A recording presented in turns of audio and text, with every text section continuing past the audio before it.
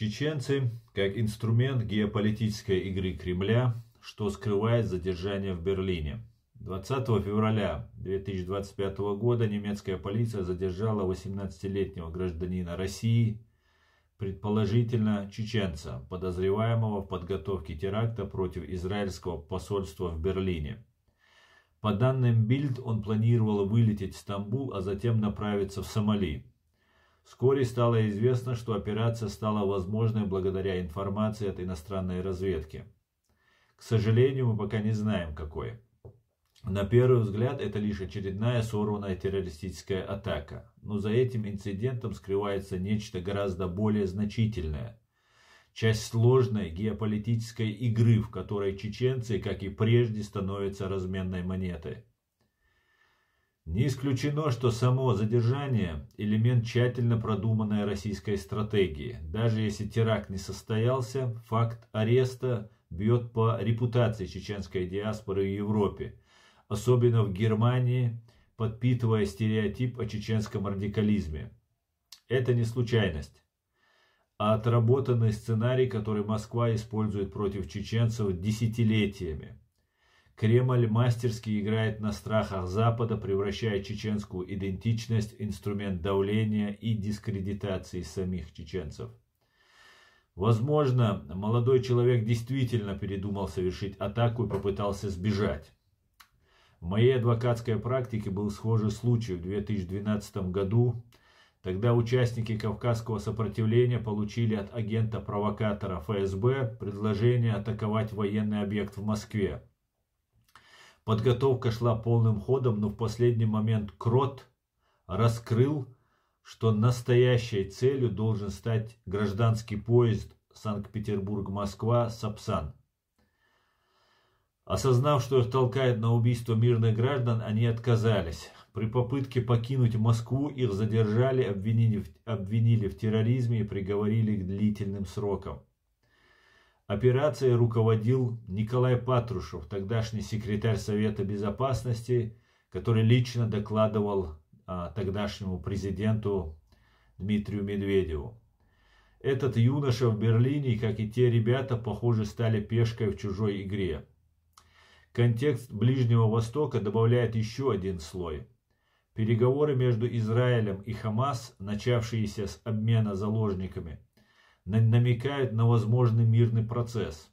Для Кремля это крайне нежелательный сценарий.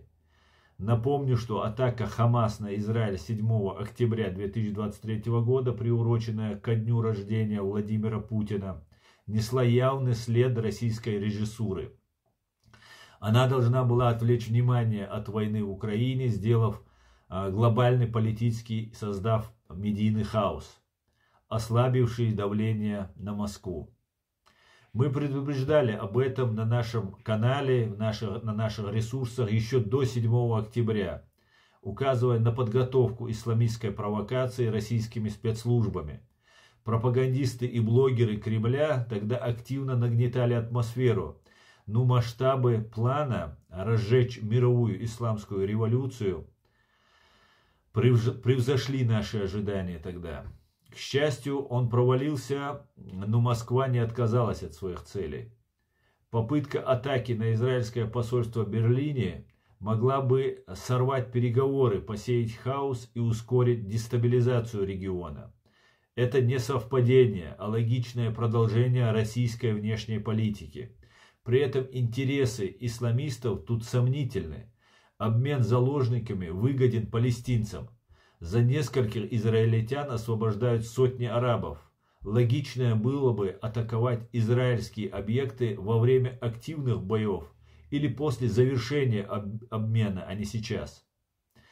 Возникает также вопрос, почему чеченец, в кавычках, собирался атаковать именно израильское посольство. Россия уничтожила 300 тысяч чеченцев, граждан Чеченской Республики Ичкерия, около трети населения Чеченской Республики Ичкерия, совершив геноцид. Израиль при всей жестокости и жесткости своей политики в Газе не имеет такого и близко уровня. Почему же предполагаемый чеченец выбирает Израиль, а не Россию?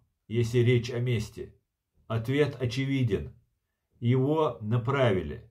Это либо вербовка, либо подстава, признанная дискредитировать чеченцев, подогреть антисемитизм и сорвать ближневосточные переговоры. Маршрут подозреваемого Стамбул-Сомали. Еще одна важная деталь в этой истории. Почему не Сирия, традиционная база радикалов? Потому что Сирия больше не безопасна для Москвы после разгрома антиасадовских сил. Теперь Кремль делает ставку на Африку, особенно на Африканский рог. Сомали, Судан, Эритрия. Там активно работают ЧВК «Вагнер» и спецслужбы России. Сомали не случайный выбор, а звено в цели российского влияния.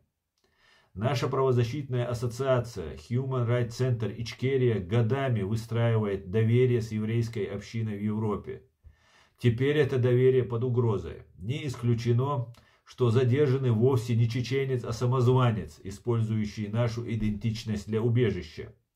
Но даже это не меняет сути. Его образ как чеченца уже сыграл свою роль.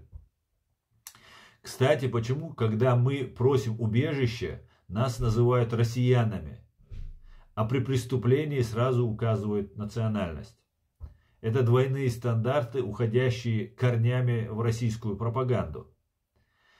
Задержание даже без теракта достигло целей Кремля. Укреплило миф о чеченской угрозе. Мы убеждены, что за этим стоит Россия и российские спецслужбы. Немецким следователям стоит копнуть глубже и изучить вопрос в этом направлении. Чеченцы вновь оказались инструментом в геополитической игре Кремля, и мы, зная эту систему изнутри, не можем молчать. Ам Израиль Хай, Аслан Арцуев, председатель Human Rights Center Ичкерия. 24 февраля 2025 года.